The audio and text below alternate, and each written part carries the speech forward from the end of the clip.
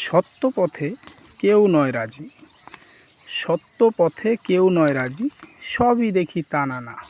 জাত গেল বলে এ কি আজব কারখানা।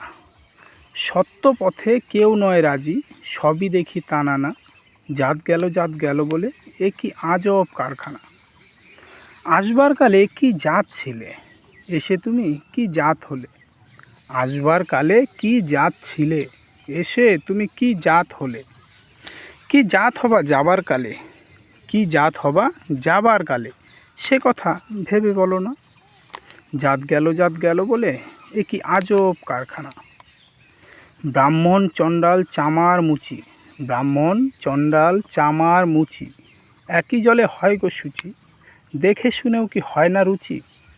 ব্রাহ্মণ চণ্ডাল চামার মুচি, একই জলে হয় গো শুচি, দেখে শুনে হয় না রুচি, জমে তো কাউকেই ছাড়ে না।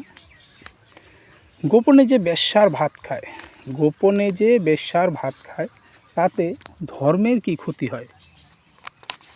গোপনে যে বেশ্যার ভাত খায়, তাতে ধর্মের কি ক্ষতি হয়। লালন বলে জাত কারে কয়, সে ভ্রম তো গেল না। বিখ্যাত কবি লালনের গান, এই লালনের গানটা আমাদের জীবনের যদি চোখ খুলতে না পারে, আমাদের চোখকে কীভাবে খুলবে। একজন ছিল স্বামী বিবেকানন্দ, পড়াশোনার শেষ পর্যায়ে চলে গেছে। পড়াশোনার শেষ পর্যায়ে গিয়েও নিজের মনে কখনোই সে শান্তি খুঁজে পায়নি, যতক্ষণ পর্যন্ত না শ্রী রামকৃষ্ণ, মানে এক মূর্খ, যে পড়াশোনা জানে না, অশিক্ষিত সমাজের লোক আমরা জানি, তার চরণের সংস্পর্শে এসেছে। স্বামী বিবেকানন্দ শান্তি পায়নি, আর রামকৃষ্ণের চরণে আসার পর সে হয়ে গেল, তার বিবেক চেতনা সব জেগে গেল। সেই সঙ্গে আমাদের জীবনে পড়াশোনা শিক্ষা দীক্ষার সঙ্গে বাস্তবে যতক্ষণ জ্ঞান চক্ষু না খুলবে, মনে শান্তি আসবে না। জাতি ধর্ম বর্ণ এসবের পিছনে না ছুটে মানুষের মনুষ্যত্বের পিছনে ছোটা উচিত। তো এই গল্পগুলো আমি আয়ুর্বেদিকের ব্যবসা করি, আমি কেন দিচ্ছি। আয়ুর্বেদিকও একই গল্প। আজকালকার দিনে মানুষের রোগ হয় মাত্র দুইটা। প্রথম রোগ হচ্ছে আমাদের শরীরে হয়, দ্বিতীয় রোগ হয় আমাদের মনে।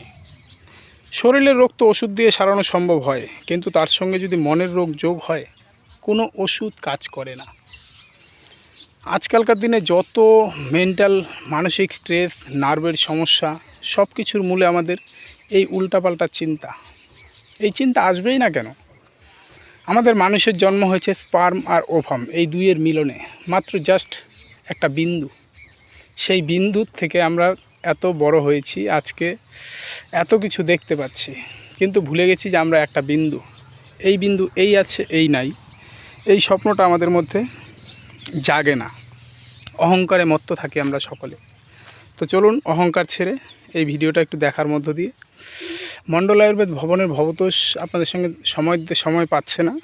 তবে সময় না পাওয়ার বেশ কিছু কারণ, মনে শান্তি নেই, শান্তির খোঁজে ছুটে চলছি।